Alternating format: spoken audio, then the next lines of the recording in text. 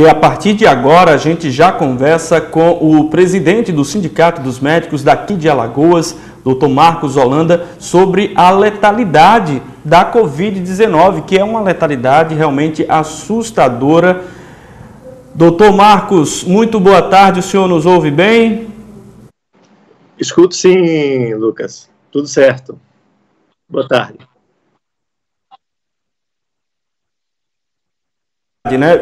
Há alguns dias, acho que há cerca de 20 dias mais ou menos, eu li uma notícia que a Covid-19 já era 10 vezes mais letal que a H1N1, que foi um levantamento feito na época que estávamos com 180 mil mortes aproximadamente de Covid-19 no mundo, enquanto que a H1N1 havia matado cerca de 18.500 pessoas.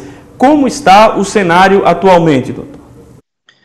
Então, Lucas, continua, a gente, se fizermos um comparativo, a gente vê que, acredito que também na época a H1N1 foi subnotificada, entende?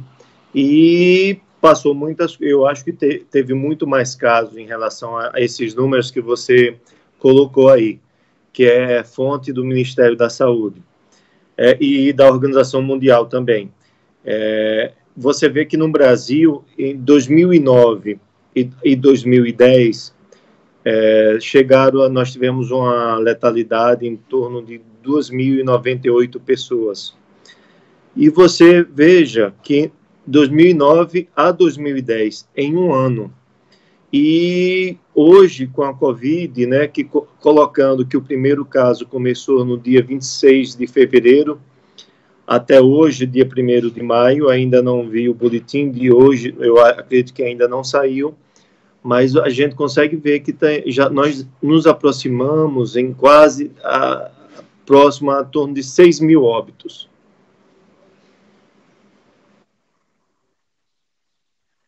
No Twitter, e a gente até fez uma pesquisa aqui numa base de dados, tanto do DataSource quanto da Confederação de Transportes, sobre a taxa de letalidade da Covid comparada a algumas outras coisas, que muita gente, por exemplo, hoje em dia fala, mas tem mais gente morrendo de fome do que vai morrer de Covid, mais gente morrendo de outras doenças do que de Covid. A gente fez até uma comparação aqui, o DataSource diz, por exemplo, que em 2018, 5.200 pessoas morreram por desnutrição aqui no país. A Covid, em questão de meses, já matou 6 mil pessoas no país. A gente tem a dengue, que ano passado matou 780 pessoas. A gente já tem a influenza, que em 2018 matou 1.200. Mortes no trânsito foram 5.300 em 2019. E homicídios no ano passado, a gente tinha 119 por dia, isso o ano todo. A Covid, de anteontem para ontem, foram mais de 400 óbitos aqui no país. Aí, em cima desses dados, a gente pode dizer, você falou que há essa taxa de letalidade alta da Covid-19, então seria o caso das pessoas realmente mudarem de postura com relação à Covid, que as pessoas ainda acham que ela é uma doença leve. A gente pode dizer então, que ela não é uma doença leve, né? Não é questão de gripezinha nem nada do tipo. Derek, boa tarde. A gente não pode confundir as coisas e não pode politizar o vírus, no meu entendimento. Você citou alguns números aí que são pertinentes, são vidas que tiraram, mas você imagine que isso aí, você tem uma reflexão de um ano, né? Você dá um número referente a um ano, por trauma, que é uma das coisas que mais mata no Brasil, e nós como cirurgiões atendemos e vemos isso no nosso dia a dia. A gente sabe que morre em torno de 60 mil pessoas por ano. Acidente automobilístico, tiro, facada, enfim, agressões de todos os tipos. 60 mil mortes ano, né?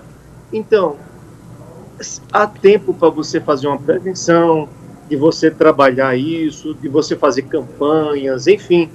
Mas olha só, como é a pandemia.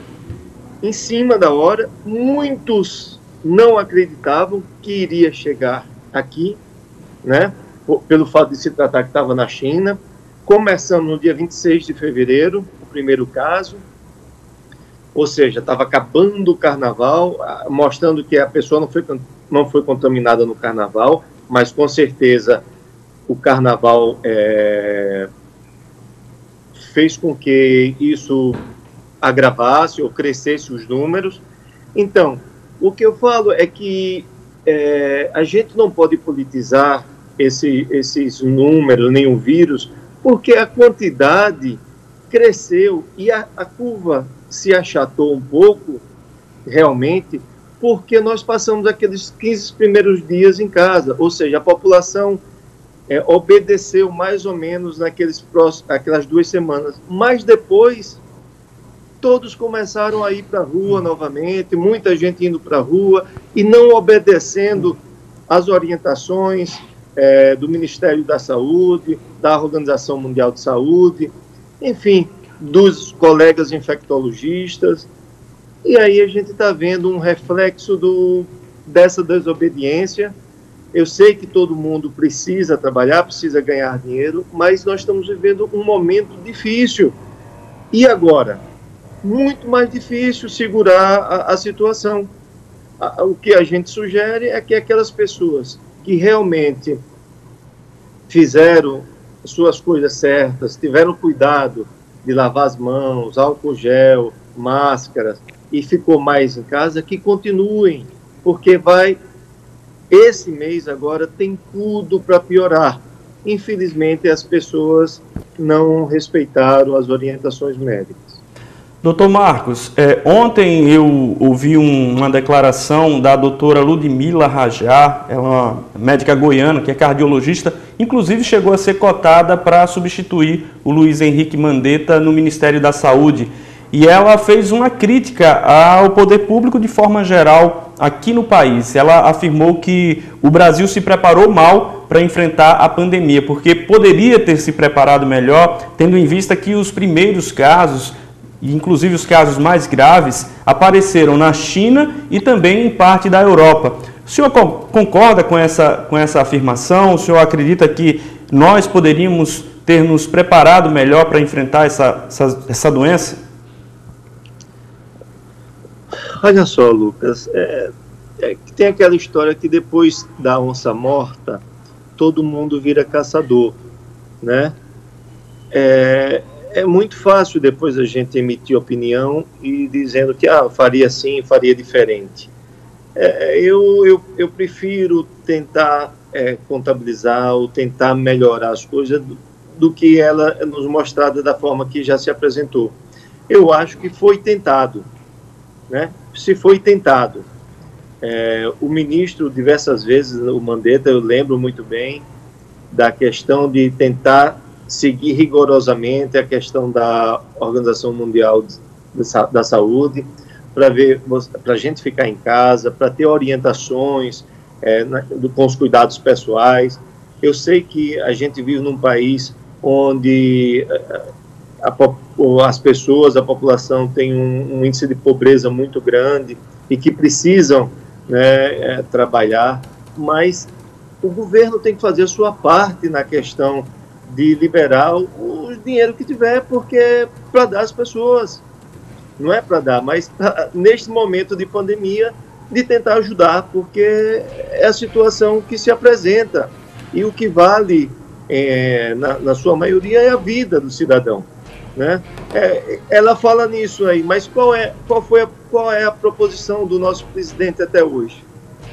O que é que ele fala a respeito da nossa pandemia?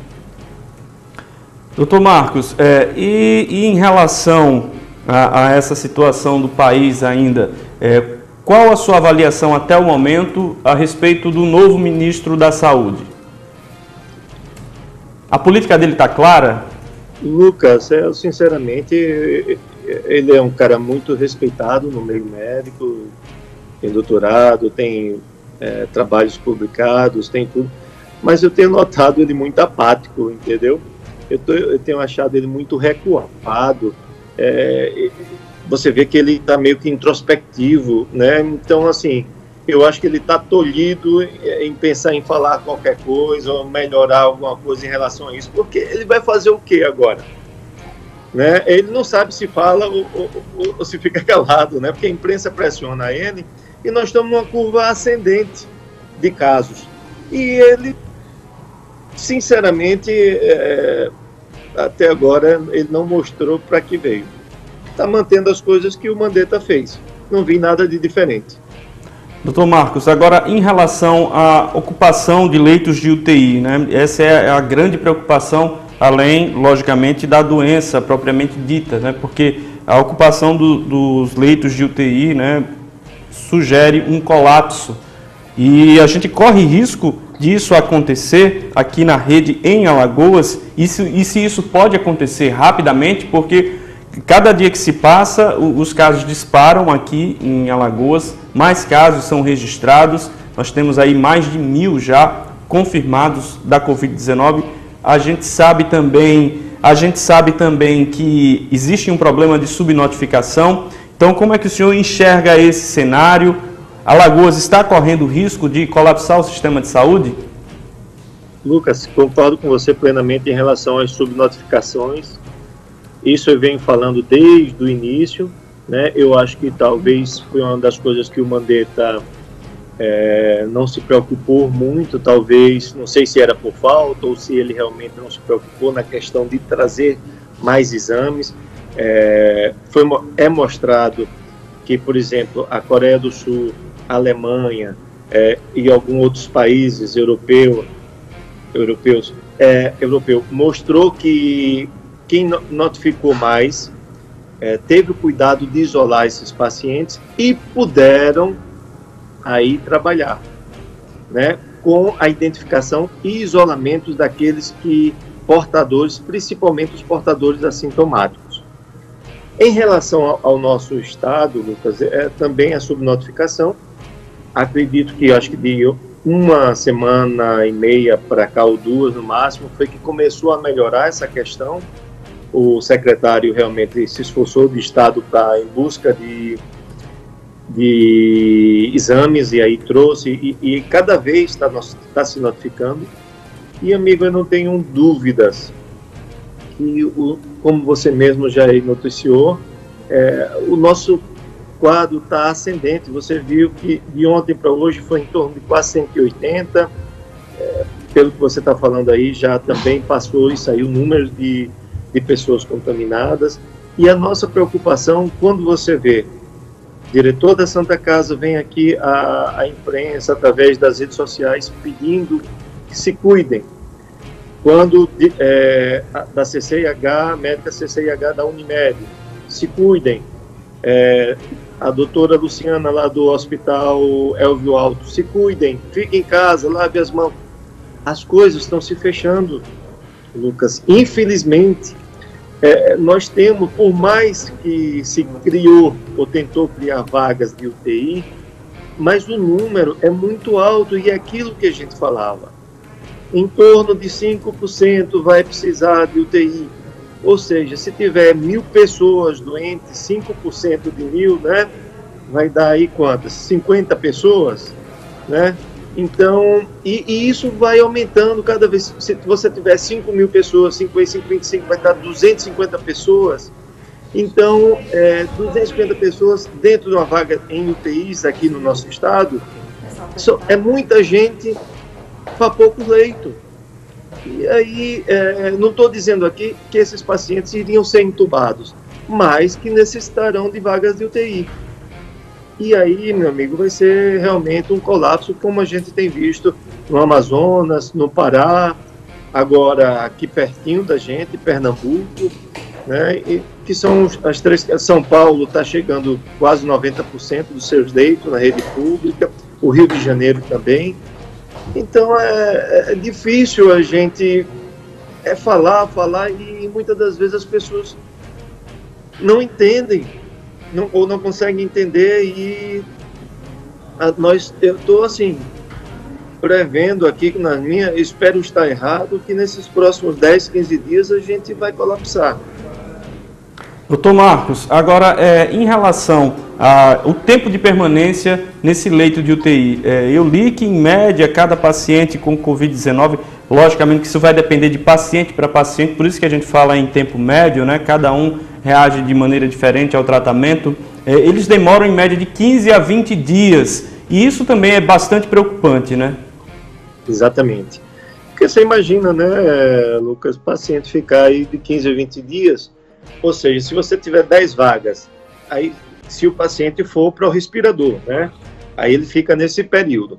E se ele não for para o respirador, há uma tendência a sair mais rápido, passa 2, 3, 4 dias, se ele estiver bem, respirando melhor só com o catéter de oxigênio e os padrões respiratórios melhor, então ele pode voltar para o apartamento e aí com acompanhamento médico. Mas os pacientes que vão para os respiradores, aí eles vão realmente passar de 14 a 21 dias. Se passar de 21 dias, pode aí já entrar para um prazo aí para fazer traqueostomias e aí mais tempo em UTI, a chance de complicações, enfim, quanto mais dias o paciente passa dentro de uma unidade de terapia intensiva, ele tem chance de ter mais complicação.